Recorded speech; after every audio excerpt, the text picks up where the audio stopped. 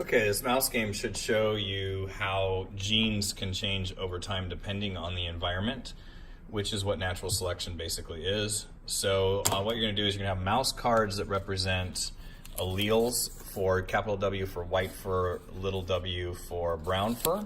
They should be mixed really good, put in the pile. And then you have different event cards, and on each event card it will tell you what happens.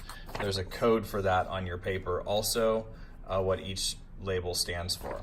So basically the premise of the game is something like this. You're going to draw a card, two cards actually, and make a mouse. And so it turns out that you have little w, which is a white mouse. Every single time a card is drawn or two cards are drawn, you're going to record that you have a mouse that was born into the population. In this case, it's a brown mouse. You need to do a really tiny tick mark here. I didn't leave as much space as I probably should have. Or you could reproduce this in your journal or whiteboard, so you could just put final numbers here if you want to. So that's our brown mouse that was born. And now we're going to see what happens to the brown mouse. So when he was born, a predator that kills anything that contrasts with the environment is attacking it. Well, it turns out that you have a brown mouse and white sand dunes in this case. And since that's a contrasty environment, that means this poor mouse dies. So I'm going to put him over here, put my discarded event card over here, and I'm going to also mark, in this case, that my mouse died, the brown mouse. And then I'm going to pick a new mouse, capital W, little w. So that is going to be a white mouse, and see what happens. Contrasty environment will kill it. There is no contrast, it's white on white. So that's going to go here. I'm going to record that it was born, but I don't put anything over here because it didn't die. Okay? And then I'm going to put my discard over here. Two more.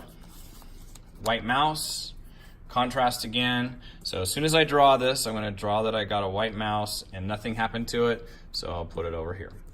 And then I have brown mouse, and this says, the mouse survives. So it doesn't matter the fact that it's brown and a white one, no predator got it, it survives. So I'm going to check that I got another brown mouse. So few common mistakes. Every time you make a new mouse, regardless of alive or dead, you always record that you drew the mouse here.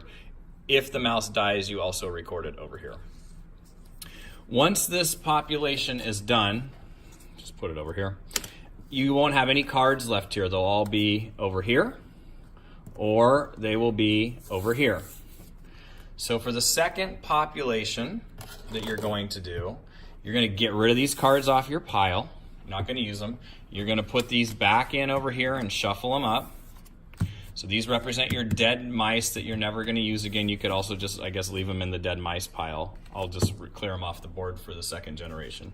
And then you're going to reshuffle all your allele cards and put them back in here. And so the goal is to keep track of what happens from generation to generation is you have mice born in white sand dunes. You're going to repeat the experiment on a brown forest floor to finish, and then there is a conclusion in the back. Okay? Thank you.